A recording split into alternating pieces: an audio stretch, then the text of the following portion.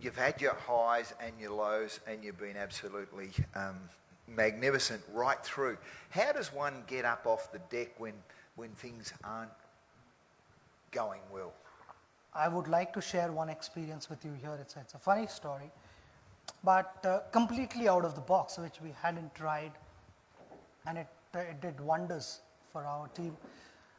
We were playing against New Zealand, and Chris Gaines was bowling. This was in India, in Mohali, so in your hometown.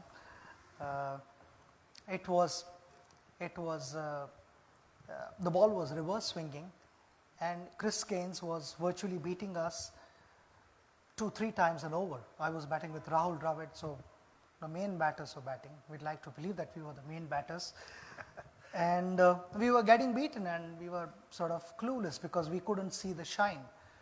Sometimes the surfaces are such that it becomes a little difficult to figure out which side is the shiny side and which is the rough side. I expect all you guys to know what reverse swing is. Reverse swing is wherever the shiny side is, the ball starts to go in that direction. Even if the bowler wants the ball to go in the opposite direction, it will not go because of the imbalance and the surface of the ball. So Chris had started doing that, and I met with Rahul in the middle of the wicket, in the middle of the over. I said, I've got an idea. And he said, do you want to share it now or after the over? I said, I'll share with you after the over, but it can work. So Rahul said, okay, tell me now, what is your idea? I said to Rahul, I am closer to the bowler, and when he's walking back on the run-up, I need to stand here. When he's walking back onto his run-up, I would be watching him closely, and I'd be watching the ball. Which side is the shiny side and which side is the rough side? So Rahul said, then what happens after that? I said, whichever side is the shiny side, I will hold the bat in that hand. If he's going to bowl an outswinger, the bat is going to be in my left hand. If he's bowling in swinger, the bat is in my right hand at the non-striker's end. So that's the only time in my career when the batsman is ready to face the ball. He's not watching the bowler, he's watching the bat in my hand.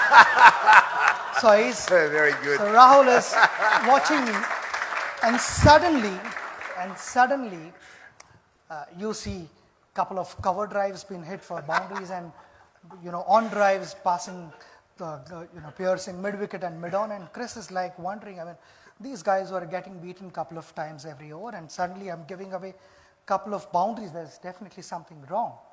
So all the fielders were watching me because I was, watching Chris and not Rahul. And normally, no batsman stands facing the bowler. He would be like facing the other batter.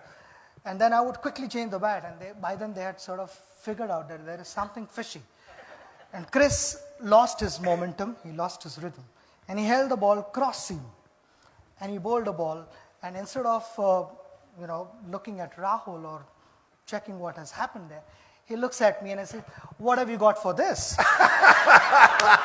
Chris didn't realize that I had also warned Rahul that if I don't know what is coming, I'm going to hold the bat in the middle.